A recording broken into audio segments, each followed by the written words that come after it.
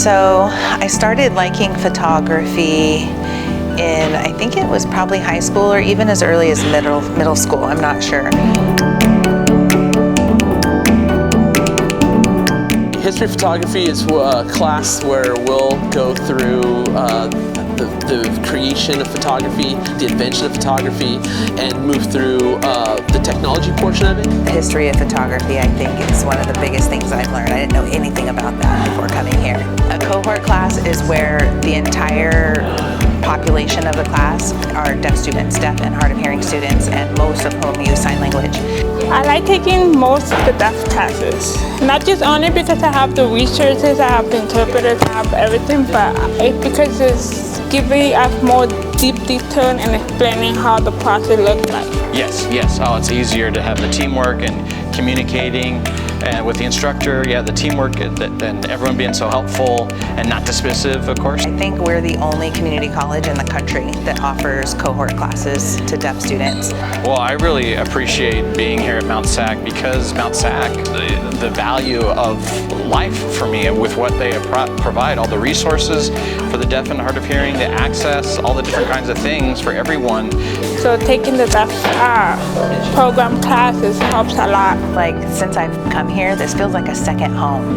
There are lots of opportunities here for deaf students to take advantage of. They can follow their passions and choose whatever major they like here. Because it's giving me the opportunity to continue to have my education, to have the career that I want, to make the decisions that I want, and plus the resources that they provide.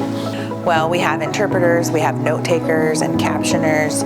A deaf student can't watch a lecture, watch an interpreter, look down to take notes, and do all those things simultaneously. I first thought sign was phonetically words, and then when I finally found out that it's images.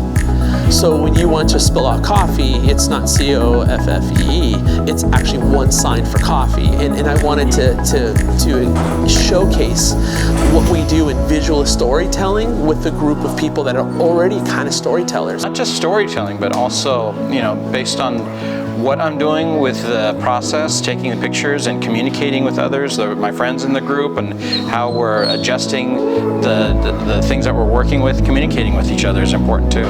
I got my first camera from my dad when I was 18, and it was just amazing. I was inspired, and I learned that I could travel, take photos wherever I went, and I just got really excited about finding my passion. I never taken a photography class before. I just seen the phone, we use it. But I think I learned the way how the cameras have been changed. Now they get to experience what it was like.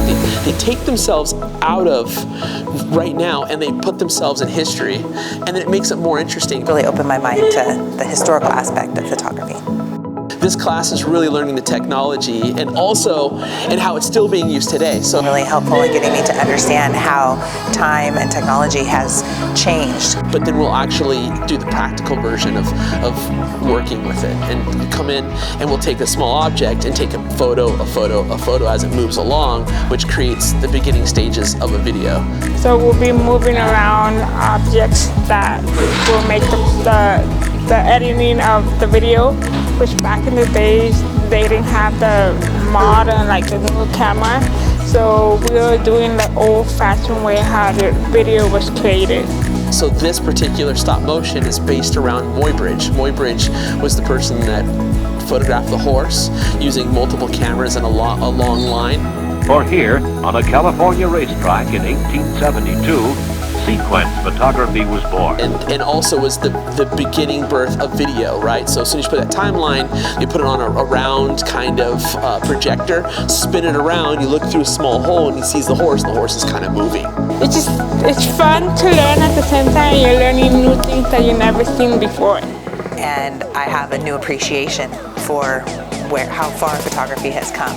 It's eye-opening when you learn it, and then you actually can see it and then you can actually practice it, right?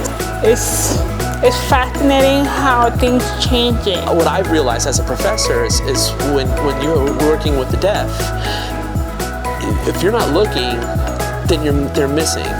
So as an instructor, how do I change my mode of delivery to make sure that I'm able to support the student learning. But deaf people can do everything that anybody else can. We just don't rely on speaking or hearing to communicate. I won't allow any barriers to my access. I do fight for and will win, out in that situation.